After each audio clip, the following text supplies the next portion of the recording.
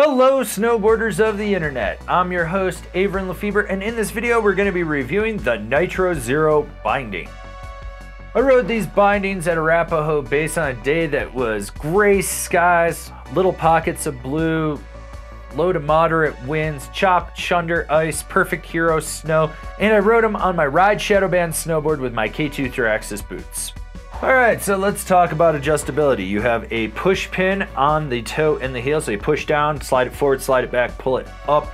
That's going to put it into place over the toe of the boot. The footbed can also be slid forward or backwards depending on that. With the heel cup, you also need to know that the high back and the heel straps are all mounted to the same screw, so when you're sliding it out or back, it's going to change the position of everything as well as the rotation on that. Then you have flip tabs on the toe and the heel, so pop it open, slide it forward, slide it back, center that strap wherever you need it.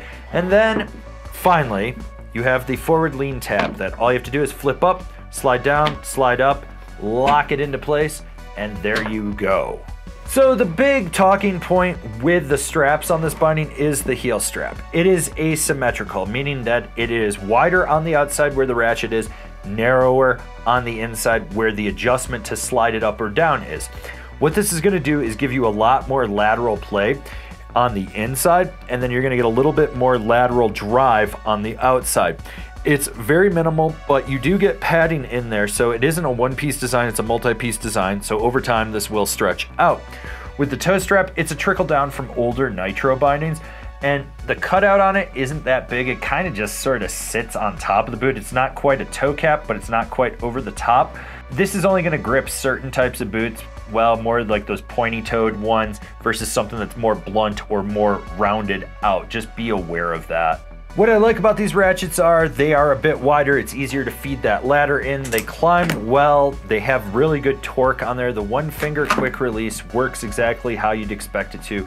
I will say right out of the box, they are a little bit stiff, so be aware that they might not slide as smoothly as you want. They will break in over time. The high back is very soft on this binding. You don't get a ton of support, so if you're expecting to get a lot of drive power out of it, don't. You're going to be able to push right through it. It's more of a tweaky binding, so that means that you can really just press into that high back. The forward lean adjustment, as I've already said, is pretty easy. Flip it up, slide it down, slide it up, lock it into place, boom, you're good to go. This is a soft binding. It's not beginner level soft, but it's not a middle of the road freestyle binding. You're gonna notice that you get a ton of play with it. From the mini disc underfoot, you're gonna notice that it really does sort of shuffle around under there, and you don't have a lot of power when you drive into these straps. There's just a ton of give. As I've already mentioned, it's an asymmetrical heel strap, which is gonna really give you more lateral play on the inside with a little bit of lateral drive, but not a lot. Like I said, overall, it's below middle of the road, but it's above a beginner flex. It's just a very jibby, loose feeling binding that doesn't have a ton of power. What I really like about these bindings is that air dampening system. It just deadens impacts. You don't feel anything with it. It's great for that kinetic energy coming up from under the board. Overall, this ride is very smooth and you're not feeling like any undulation in the snow, which is good because it's a softer flexing binding. So if it's dissipating that energy, it's not going to fatigue you. You'll be able to ride a little bit longer. Who's this binding for? The jibber that wants a soft flexing binding that's damp.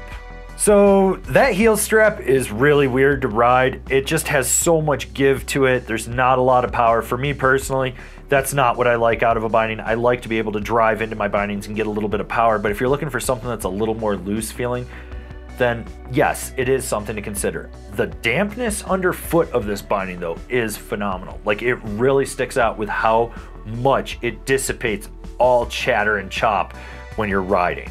Comparable bindings: the Union Ultra, the Bent Metal Joint, the Battalion Fly. This has been my review of the Nitro Zero. Do you agree? Do you disagree? Do you own a pair? Are you gonna buy a pair? Leave me a comment down below. Let's have a conversation about this binding. If you're new here, remember to subscribe, click the bell, get those notifications. That way you're not missing any of the videos we got coming out for all you snowboarders of the internet. And if you really like what we're doing over here and you wanna support us further, swing on over to Angry Snowboarder VIP. Sure, I could tell you more here, but I got a video over there that explains it so much better. As always, I've been your host, Avron Lefebvre, and I'll see you in another video.